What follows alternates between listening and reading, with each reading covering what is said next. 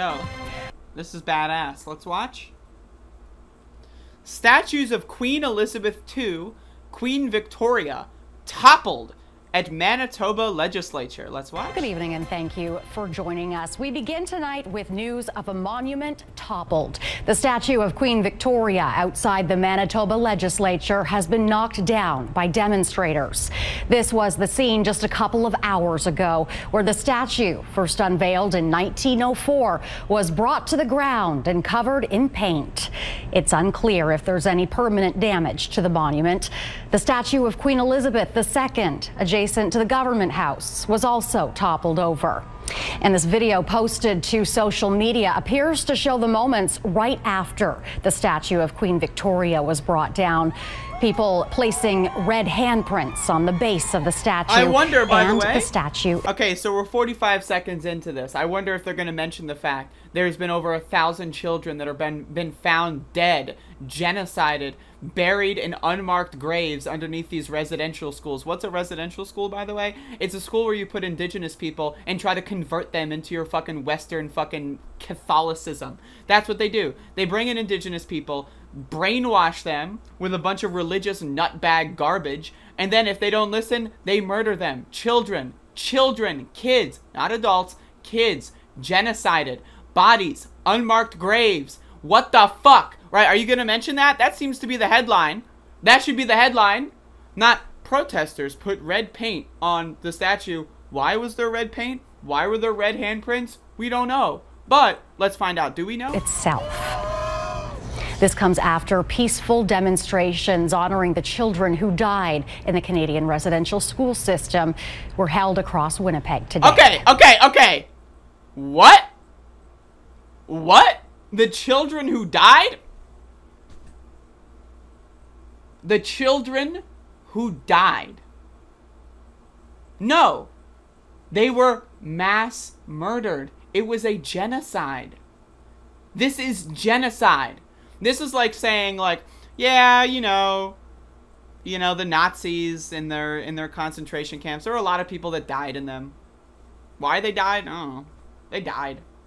What? What the fuck?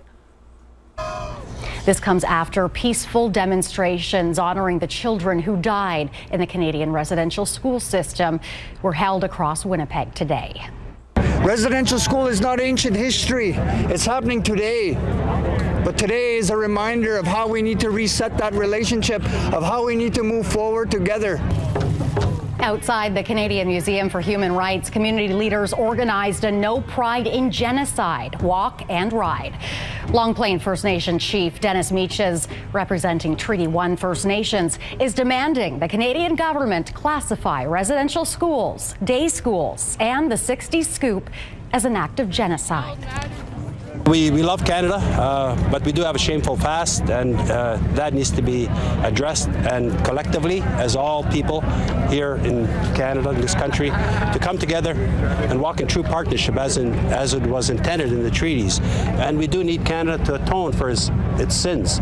Canada and the churches to atone for the sins of the past and their trespassings against Indigenous children.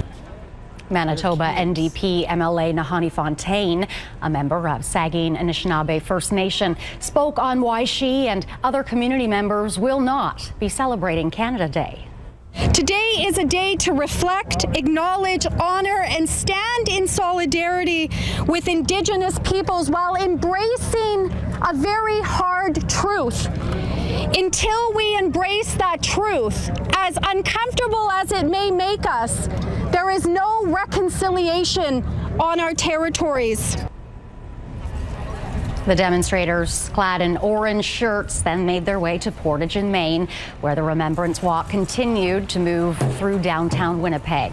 Participants whose family members were forced to attend residential schools say acknowledging the history of the residential school system is a crucial step towards true reconciliation.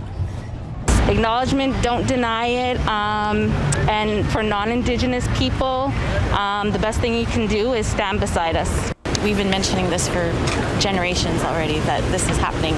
But now that these children are being recovered, I think it's starting to start a conversation between everybody in Canada to make it more real for those that had no idea.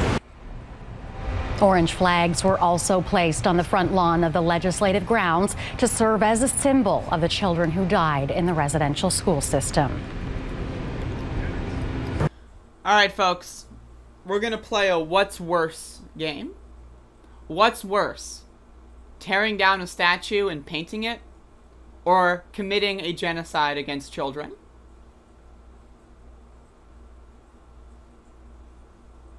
Was anyone arrested for the genocide? People were arrested for tearing down the statues, right? So where are the arrests? The people that committed this genocide, residential schools were still going on into the 90s, and there's still certain kind of variations of them that are still ongoing today. All right, is anyone going to be arrested, held accountable? Or does the state only care about the statue and the paint? Shit's fucked up, man.